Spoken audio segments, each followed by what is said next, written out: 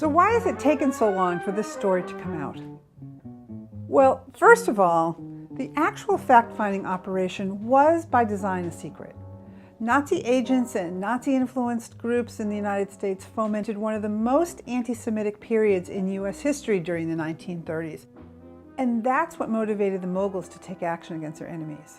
So by definition, the undercover operation had to be kept a secret. Second, the moguls were so fearful that the evidence their agents collected about Nazi activity would not be taken seriously if it were known to have come from a Jewish group, that they discreetly partnered with groups whose Americanism couldn't be impeached, like the American Legion, who then channeled the information that Hollywood spies collected onto local and federal authorities. So during the decade, the authorities themselves did not realize that the information they were receiving was coming from Jewish sources, let alone from America's wealthiest and most visible Jews. During the war, both Leon Lewis, the leader of the day-to-day operation, and his second-in-command, Joe Roos, they each had designs on telling the story of the pre-war surveillance they had conducted.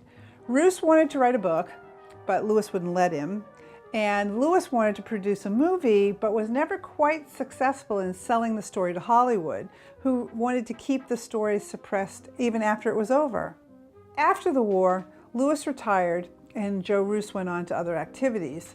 And the tens of thousands of pages of reports and letters and other materials the spies had collected were stored away in boxes in the basement of the Jewish Community Federation building in Los Angeles for about 40 years. And then, in the late 1980s, when the Jewish Federation was going to move their offices to a new building, the papers were rediscovered in the basement and ultimately donated to Cal State University at Northridge. I began this work in 2005 when a colleague, Professor Stephen Carr of Indiana University, told me about the archive and suggested I'd find my dissertation topic in that archive, which is what happened. This book is based on that research. This is the true story about Nazism in America in the 1930s and the courageous Americans who stepped up to combat that threat. There are so many oh my God moments in this book that it really makes for a fun read. You might not believe all of them, but they really did happen.